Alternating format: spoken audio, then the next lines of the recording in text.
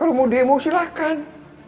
Demokrasi itu boleh demo, bawa ini jalan, bawa demo. Masa bakar milik rakyat, ya kan? Jadi coba itu anak-anak itu pikirkan. Saya nggak yakin ya itu dari para mahasiswa atau para pemuda. Ini pasti ada dalangnya. Ini pasti anasir-anasir ini. Kita ini sekarang ekonomi ke-15 di dunia. Dari 200 negara, ekonomi kita ke-15 di dunia. Presiden Jokowi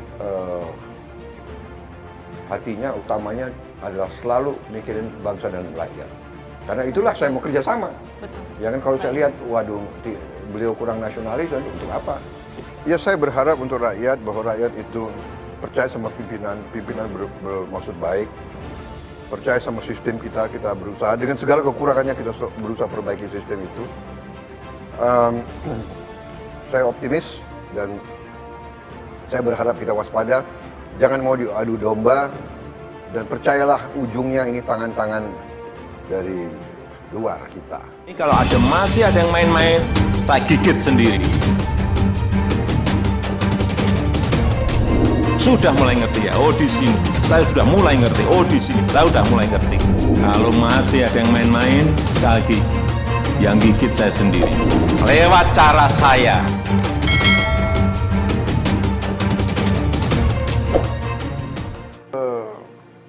Banyak sekarang ini yang kemarin demo itu belum baca hasil Omnibus Law itu, dan banyak hoax.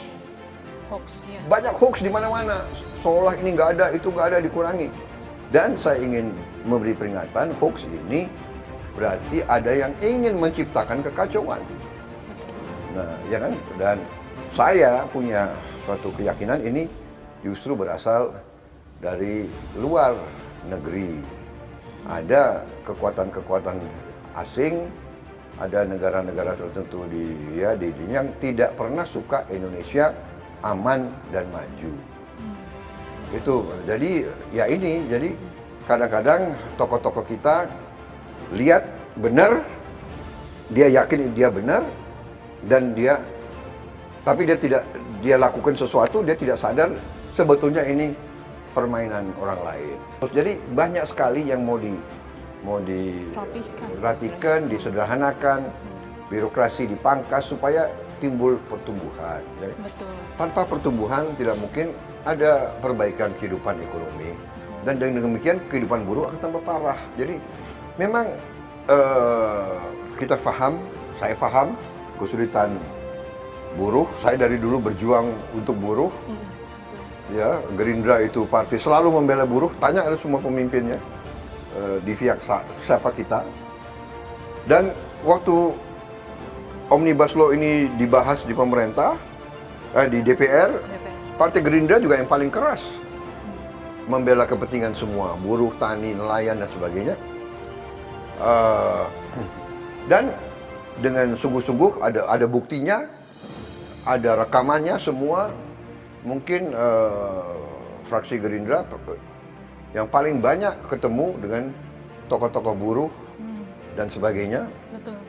Dan bisa dikatakan dari permintaan tuntutan buruh 80% sudah diakomodasi di dalam Omnibus Law ini, Undang-Undang Cipta Kerja ini. 80%. 80%. Ya, kita tidak bisa 100%. Ya. Namanya politik negara, kadang-kadang kita harus mengerti, kita ada kebutuhan ini, kebutuhan itu, ada keperluan, ya kan? Saya tahu ini buah si malakama, dilema. Jadi pemimpin buruh ini dilema. Dia mau bela buruhnya, tapi kalau dia terlalu kencang, si pengusaha pindah. Tidak hanya pengusaha asing, pengusaha Indonesia pun pindah. Sekarang sudah ada pengusaha-pengusaha Indonesia yang ada di India, yang buka pabrik di Nigeria, yang ada di Mesir. Jadi ini dunia ini sudah semakin kecil, modal itu cepat pindah. Nah ini yang harus disadari oleh teman-teman, kawan-kawan buruh. Jangan emosional, jangan cepat marah, jangan ya kan? Anarkis. Jangan mudah untuk mau bikin aksi massa sehingga munculnya adalah vandalisme. Ya kan? Nah, kalau nanti yang dibakar sarana sarana umum. Sarana umum. Iya. Itu kan dibangun dengan uang rakyat. Betul, betul.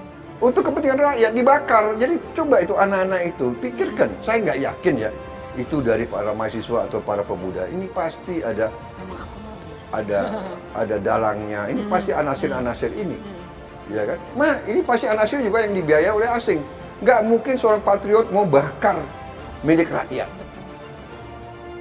Kalau mau demo silakan. Demokrasi itu boleh demo.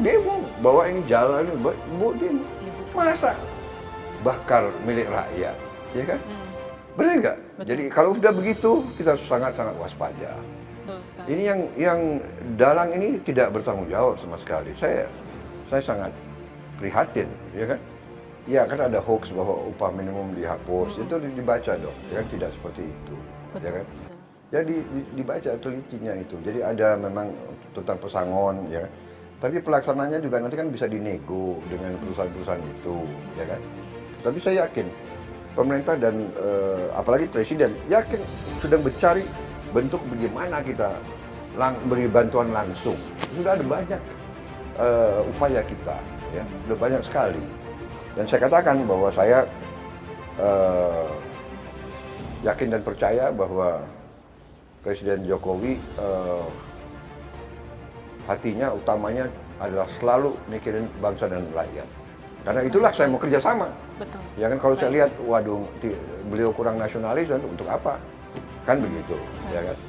Kita ini sekarang ekonomi ke-15 di dunia. Dari 200 negara, ekonomi kita ke-15 di dunia. Ya kan? Dan diramalkan kita akan jadi ekonomi ke-5, ekonomi ke-6 atau ke-5 dalam berapa tahun yang lalu.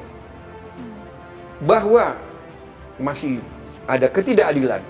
Yes, ini sedang kita perjuangkan, ya kan? Bahwa sumber alam kita banyak dicuri, yes, ini harus kita amankan. Jadi kalau Anda tanya, fokus saya, pertahanan harus kuat. Ini food estate juga begitu, ini akan menciptakan lapangan kerja. Kita buka lahan-lahan yang banyak, 1 juta hektar, 2 juta hektar, 3 juta hektar, 10 juta hektar, ini menyerap lapangan kerja, ya kan? Ekonomi berjalan. Kawasan 30.000 hektar perlu 1 pabrik. Habis itu hasil pabrik perlu diangkut dengan kapal, dengan kereta api. Ini semua lapangan kerja semua. Harus ada pertumbuhan yang drastis, ya kan? Maksudnya presiden sangat strategik. Daripada kita uang yang susah kita import makanan dari luar, ya kan? Kita ciptakan uang itu beredar di Indonesia. Jadi rakyat itu punya pekerjaan. Ya saya berharap untuk rakyat bahwa rakyat itu percaya sama pimpinan bermaksud baik, percaya sama sistem kita berusaha dengan segala kekurangannya kita berusaha perbaiki sistem itu. Saya optimis dan saya berharap kita waspada, jangan mau diadu domba dan percayalah ujungnya ini tangan-tangan dari luar kita. Ya, kita harus waspada, kita perbaikilah kekurangan-kekurangannya.